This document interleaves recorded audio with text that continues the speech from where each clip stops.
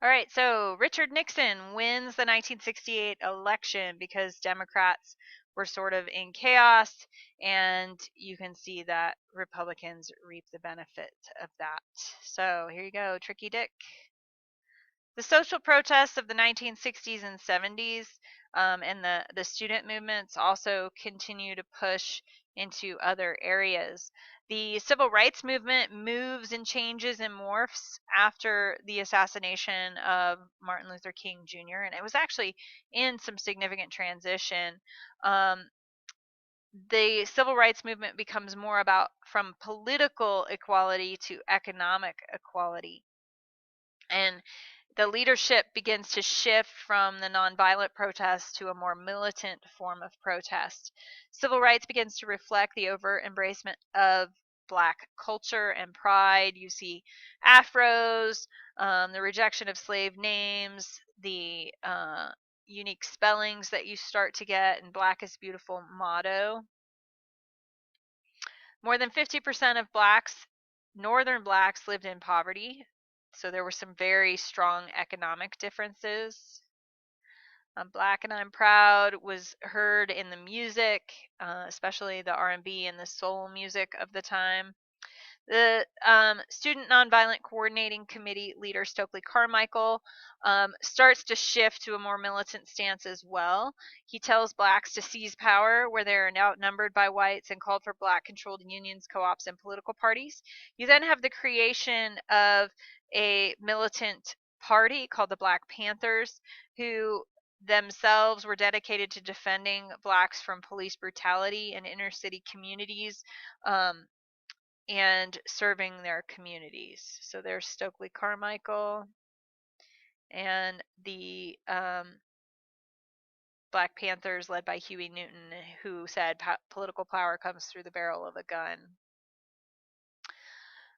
Mexican Americans also took on these protests to advocate for their rights. The La Raza movement called for cultural awareness, voter registration drives of Mexican Americans, and poverty reforms. Cesar Chavez organized the National Farm Workers Association to demand better pay for migrant workers, particularly in California and the Southwest.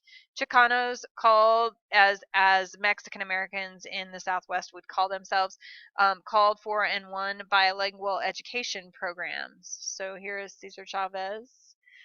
Organized large boycotts. This is Coretta Scott King, Martin Luther King's wife. Large boycotts of grocery stores and specific produce to bring awareness to Mexican American worker rights and cultural issues. You then have the women's liberation movement, which demanded an increase in women's pay as well as an end to sexism in America. It was fueled by Betty Friedan's book, The Feminine Mystique, which criticized the housewife life.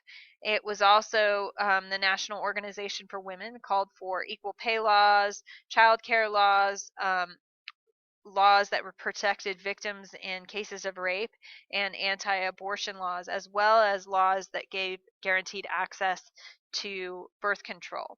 The Equal Rights Amendment was proposed and revived to end sexism, but it never gained enough traction.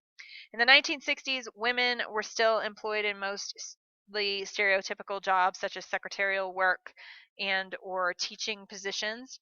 Most families, both parents worked outside of the home, but women were still seen as primarily homemakers. And unmarried adult women outnumbered married adults for the first time in U.S. history.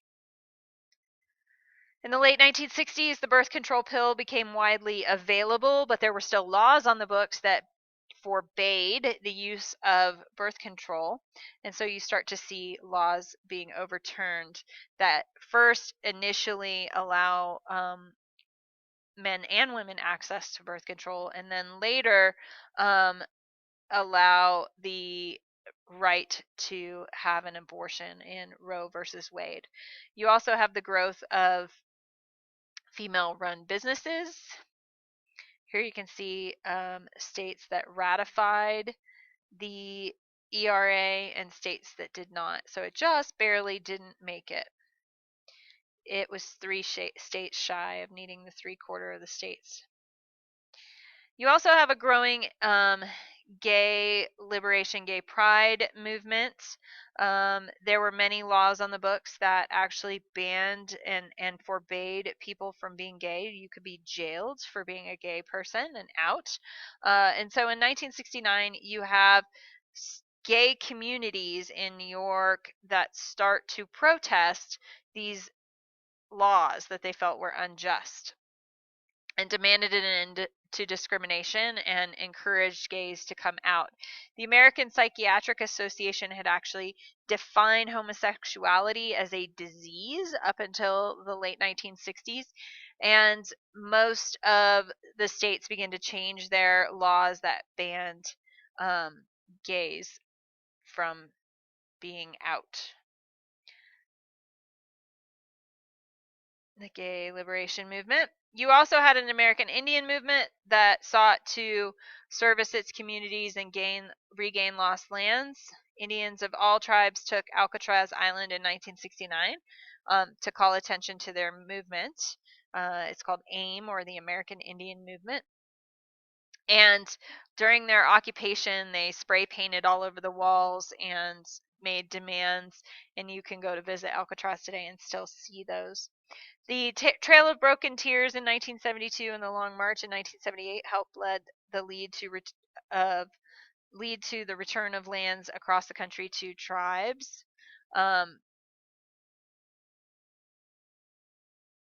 So these resulted in marches on the Bureau of Indian Affairs and an incident where Native Americans actually got into a conflict with the FBI at Wounded Knee in South Dakota, and a 5-month protest in California to protest U.S. treaty violations. So there you have Alcatraz. You can still see this painted on the wall when you arrive at Alcatraz today. Property of the United Indian Property. All right, and then Asian American movement began with the formation of the Asian American Political Alliance.